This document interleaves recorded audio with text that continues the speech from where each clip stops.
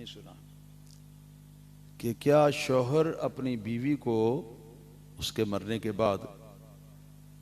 غسل دے سکتا ہے؟ جواباً یہ گزارش ہے کہ ہمارے امام اعظم ابو حنیفہ رضی اللہ تعالیٰ عنہ کے مذہب کے مطابق، جس کے ہم پیروکار ہیں، شوہر اپنی بیوی کو بیوی کے مرنے کے بعد غسل دینے کا مجاز نہیں ہے، اس لیے کہ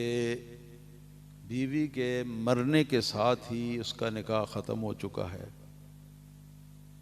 اور جب نکاح ختم ہو چکا ہے تو اسی وجہ سے وہ غسل بھی نہیں دے سکتا اس کو، اس کے بدن کو بغیر کسی حائل کسی چیز کے درمیان میں رکھے کے ہاتھ بھی نہیں لگا سکتا، البتہ یہ کہ اس کے چہرے کو دیکھ سکتا ہے، اتنی اجازت دی ہے ہمارے فقہا نے۔ اور یہ جو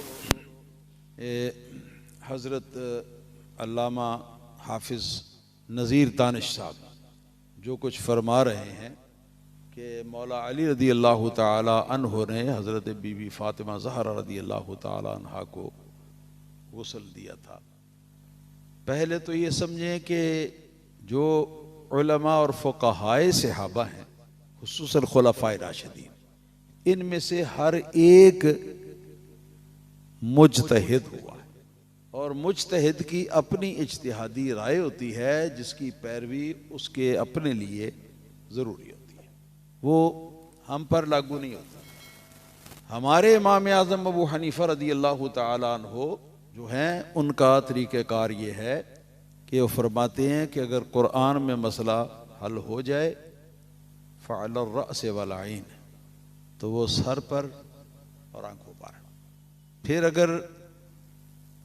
نہیں تو سنت میں مسئلہ حل ہو جائے تو علی الرأس والعین، سر آنکھوں پر۔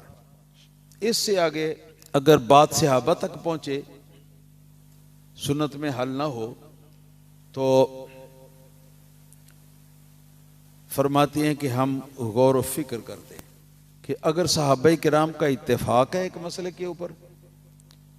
تو فعلی الرأس والعین، تو وہ سر اور آنکھوں پر، یعنی قبول جی۔ وَإِنْ اخْتَلَفُوا نَظَرْنَا، کسی مسئلے کے بارے میں اختلاف ہو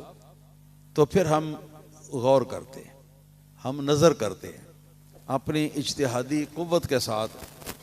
ہم یہ فیصلہ کرتے ہیں کہ کون سے صحابہ کے گروپ کا جو مسئلہ ہے، ان کی جو رائے ہے، وہ دلیل کے اعتبار سے زیادہ قوی اور زیادہ مضبوط ہے، تو پھر ہم اسی کو اختیار کریں جی۔ وَإِذَا جَاءَنَا عَنِ التَّابِعِينَ زَاحَمْنَاهُمْ، اور جب معاملہ صحابہ کے اندر بھی حل نہ ہوا، تابعین تک بات پہنچی، تو فرماتے ہیں کہ پھر ہم ان کے مقابلے میں خود اجتہاد کرتے ہیں، کیونکہ امام اعظم ابو حنیفہ رحمۃ اللہ علیہ بھی تابعین میں سے ہیں نا، ان کے مقابلے میں ہم خود اجتہاد کرتے ہیں، اور فرماتے ہیں فَإِنَّهُمْ رِجَالٌ وَنَحْنُ رِجَالٌ، کیونکہ جیسے صاحب علم ہیں جی وہ ہیں، ایسے ہی صاحب علم مرد ہم بھی ہیں، تو اس لیے ہم اس وقت خود اپنی اجتہادی رائے قائم کرتے ہیں۔ تو اس کے مطابق یہ بات ہے کہ اصولی طور پر جب نکاح ختم ہو گیا، نکاح ختم ہونے کے بعد مرد کو حق نہیں پہنچتا کہ وہ اپنی بیوی کو غسل دے، غسل دے گا تو پھر بہت سارے ایسے کام بھی کرنے پڑیں گے کہ جو نامحرم کے ساتھ نہیں کیے جا سکتے، اور اس بارے میں روایتیں دو ہیں۔ ایک روایت یہ ہے کہ حضرت سیدۃ النساء بی بی فاطمہ زہرا رضی اللہ تعالی عنہا کی جس وقت وفات کا وقت قریب آیا تو آپ نے خود اچھے طریقے سے مبالغے کے ساتھ غسل فرمایا، غسل فرمانے کے بعد اپنے سب سے اچھے کپڑے جو ہیں یہ زیب تن فرمائے، اور اس کے بعد لیٹ گئیں، اور یہ وصیت فرمائی کہ میں نے غسل اپنے ہاتھوں سے کر لیا ہے، اب مجھے میرے مرنے کے بعد کوئی شخص مجھے غسل دے۔ سمجھا گئی بات کہ نہیں آئی؟ تو ایک روایت تو یہ، تو پھر اس کا مطلب یہ ہے کہ ان کی نصیحت پر وصیت پر اگر عمل کیا گیا ہو تو پھر ان کا غسل جو ہے وہ اپنے طور پر وہ خود کر چکی تھی. ٹھیک ہے جی. لیکن وہ بھی ان کا اجتہاد تھا جی، ہمارے لیے حجت نہیں،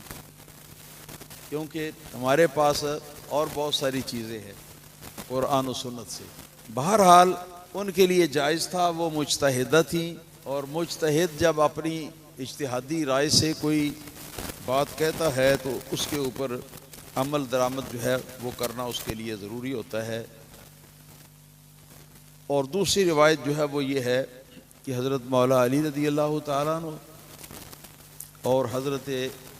بی بی اسماء بنت عمیس رضی اللہ تعالیٰ عنہ، ان دونوں نے حضرت فاطمہ زہرا رضی اللہ تعالیٰ عنہ کو غسل دیا. تب اس کی تفسیر اگر کریں تو ہمارے اصولوں کے مطابق یہ بنتی ہے کہ حضرت بی بی اسماء بنت عمیس رضی اللہ تعالیٰ عنہ